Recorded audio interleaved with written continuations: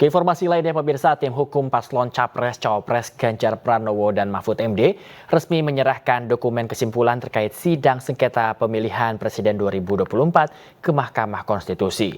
Tim hukum Ganjar Mahfud menerangkan 5 kategori pelanggaran Pilpres 2024 memuat pelanggaran etika yang terjadi kasat mata.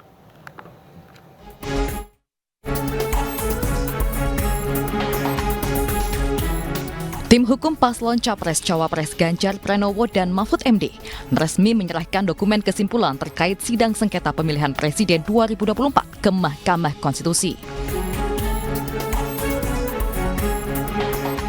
Dalam dokumen kesimpulan tersebut tercantum 5 kategori pelanggaran pemilu yang dinilai prinsipil untuk dikaji oleh Majelis Hakim MK.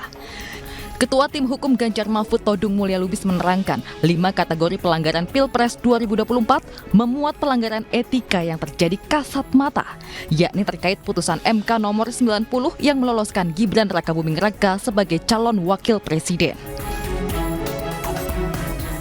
Ketidaknetralan ASN.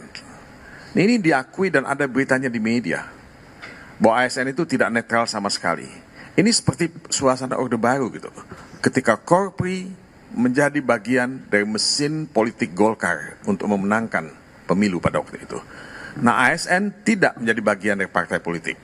Tapi ASN bagian dari upaya untuk membangun dinasti ya, kekuasaan yang ada di Indonesia ini.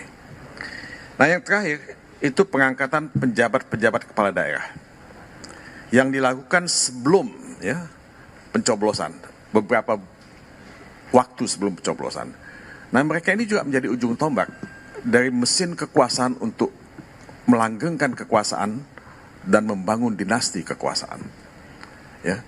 Nah, kalau kita bicara mengenai dinasti kekuasaan, sebetulnya kita bicara mengenai hal yang diametral bertentangan dengan demokrasi. Nah, saudara-saudara sekalian, cukup panjang ya. Nah, saya hanya ingin mengatakan, kalau Paslon 02 mengatakan permohonan PHPU kami itu salah kamar, kami ingin membantah sekali lagi dengan sangat tegas ya, bahwa itu tidak salah kamar.